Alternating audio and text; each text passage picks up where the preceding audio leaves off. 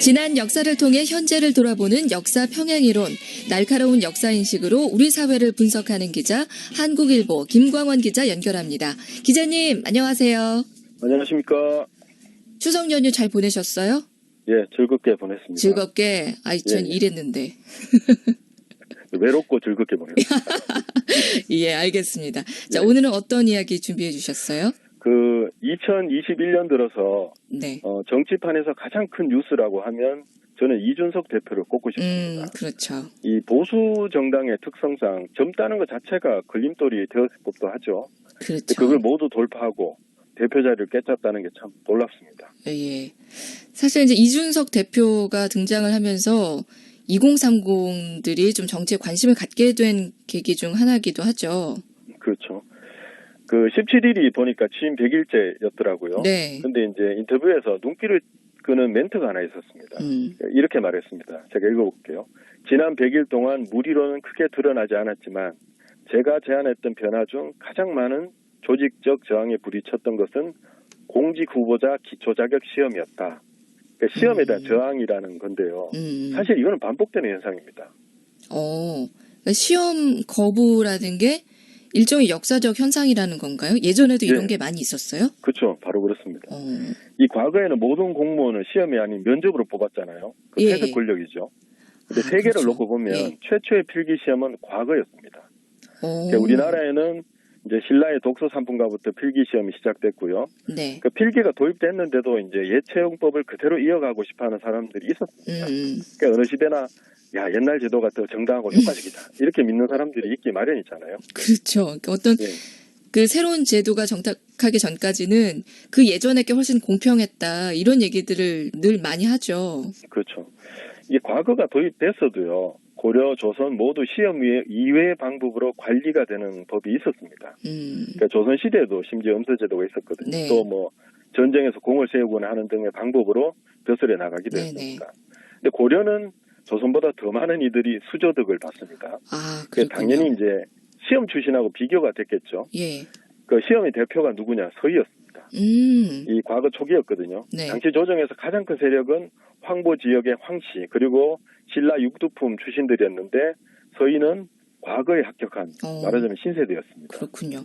서희하면은 우리가 역사책에서도 배웠던 것처럼 외교 분야에서는 역사상 최고 인재로 거론되는 인물이잖아요. 예. 그 서희의 활약으로 강동 육주를 얻은 뒤에 왕과 대신들은 아마 이렇게 생각했을 겁니다. 역시 시험 출신 다르네. 그 서희의 성과는 시험 출신의 위신을 한뼘 높였습니다. 그러니까 1009년에 왕을 몰아내는 정변이 일어났거든요. 네. 그때도 보면 이제 과거 출신들이 주축을 이뤘습니다. 그랬었군요. 그러니까 세대가 점점 천천히 이렇게 변한 거죠. 일종의. 그렇죠. 결국은 변해간 거죠. 예. 근데 미국에도 이런 역사가 있습니다. 1868년에 의회에 공무행정개혁 보고서란 것이 제출됐습니다. 예. 간단하게 말하면 공무원을 필기시험으로 뽑자는 것이었습니다.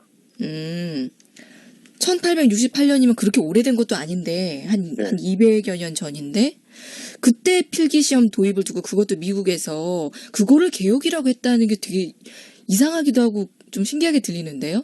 그렇죠. 예. 이 당시만 해도 의원들이 관직을 돈으로 팔았고요.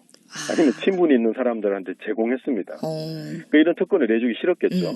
그래서 반발이 일어났습니다. 우선 이제 뭐냐면 필기시험의 원조는 중국이잖아요. 예. 그게 가장 문제였습니다. 그러니까 말하자면 이 사람들 논리는 뭐냐면 중국은 1842년 아편전쟁의 패배로 종이 호랑이로 판명이 났다. 그런 형편없는 나라의 채용 시스템을 도입한다니 말도 안 된다. 이런 논리였습니다. 핑계 같긴 한데요. 예. 저는 시험을 안 보고 한다는 거가 더 이해가 안 되는데, 그 논리는 상당히 더 설득력이 있었을 것도 같아요. 예. 근데 문제는 뭐냐면, 다른 나라에서는 이미 시행하고 있었다는 사실입니다. 이를테면, 과거 제도의 영향을 받아서 프랑스가 1791년에 공무원 임용고시를 도입했고요. 네. 독일은 1800년, 영국은 1870년 즈음에 임용시험을 제도화했습니다. 사실은 그러면 그 이전부터 다른 나라에서도 이게 훌륭하게 시험 보는 게 정착을 하고 있었는데 그렇죠. 오히려 그게 시대의 대세였다고 할 수 있겠는데요. 그렇죠. 그런 대세를 따라야 되겠죠. 네. 그래서 이제 결국 공무행정개혁 보고서는 1883년에 통과됐습니다. 이게 이제 영국의 임용고시제의 근간을 둔 미국의 공무원 고시제였습니다. 이게 제도화 된 거죠. 네. 근데 저는 이제 약간 다른 얘기인데 이 중국의 평행 이론이 성립하는 것 같아요. 그러니까 중국은 처음 시작하는 것들이 많잖아요. 네. 당시 미국의 공무위원회에서 지적합니다. 나침반, 폭약, 구구단표 이런 거 다 중국에 시작했다. 그 지적을 했는데 막상 근데 이런 것들이 꽃을 피우는 건 항상 중국 밖이었거든요.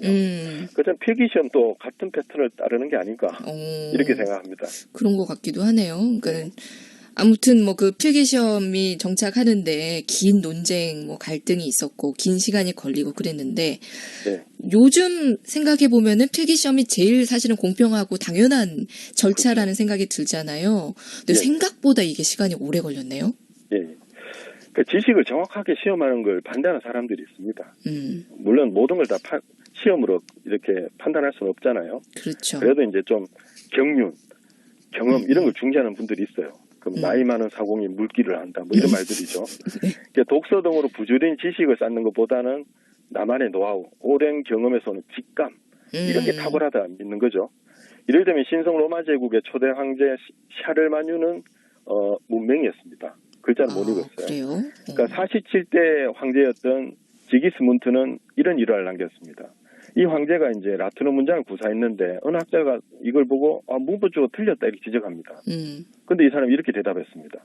짐은 로마의 왕으로 문법을 초월해 있소이다. 말은 그럴싸한데 이제 한마디로 무식했던 거죠. 이야, 말은 잘 만들어내네요, 진짜. 네. 근데 사실은 황제라고 하면은 뭐 고위 공직자 중에서도 최고위직이고 그런데 야, 그 시대를 왜 암흑시대라고 했는지 살짝 이해가 됩니다, 진짜. 그렇죠. 그 시험의 수위도 사실 중요합니다. 예. 그러니까 이준석식 테스트는 공헌한 바를 이제 보면 난이도가 그리 높지 않을 것 같아요. 네. 근데 이것도 사실 중요합니다. 필기시험에서 난이도가 너무 높아도 문제거든요. 강경법이란 시험 방법이 있었습니다. 과거에서 한 방법인데 시험관 앞에서 사소오경 중 한 부분을 읽고 해석한 뒤에 시관의 질문에 답하는 그런 방식이었거든요. 이야, 이게 어렵네. 너무 어려웠던 것 같아요. 듣기만 해도 어렵잖아요. 네. 그래서 이제 조선초의 명신인 병기량이 이렇게 말합니다. 초장에서 강경을 하도록 법을 개정하였더니 이로 말미암아 똑똑하고 예기 있는 쓸만한 인재가 모두 무과로 달려갔습니다. 그러니까 너무 어려운 시험이 인재를 쫓아내는 난관이 되어버렸던 거죠. 하긴 시험이 너무 어려워도 변별력이 없기도 하고 약간 그렇죠. 필요 없는 쓸데없는 절차가 될 확률도 있고 그렇기는 하죠. 시험만 잘 보는 바보가 보통 맞아요. 높아지는 거죠. 네. 근데 이제 가장 적절한 난이도를 찾는 것은 일단 시행된 이후의 일이잖아요. 맞습니다. 저는 이제 이번 그걸 보면서 의원들이 난이도 걱정 때문에 지레 겁을 먹고 반대한 게 아닐까. 혹은 이것도 있어요. 성적표가 공개될까봐. 그게 제일 컸을 거예요, 아마. 그게 이제 공개되는 게. 그쵸. 부담되죠. 이런 생각하게 됐습니다. 네. 근데 이 시대의 분명한 화두는 공정과 투명한 일처리입니다. 맞습니다. 그런 면에서는 좀 많이 아쉽다 이런 말씀 드리고 싶습니다. 예. 사실 좀 박탈감이 큰 젊은 세대들한테는 이런 걸 보여주는 게 어쩌면은 더 믿음을 줄 수 있는 부분일 수도 있을 것 같은데. 그렇죠. 예, 저도 약간 아쉽다는 생각은 드네요. 뭐 비단 이런 것뿐만이 아니라 정치가 앞으로는 좀 더 투명해지길 바라는 어떤 시대적인 요구가 지금 많이 있잖아요. 이런 것들이 정치계에 더 많이 반영이 됐으면 하는 생각 해봤습니다.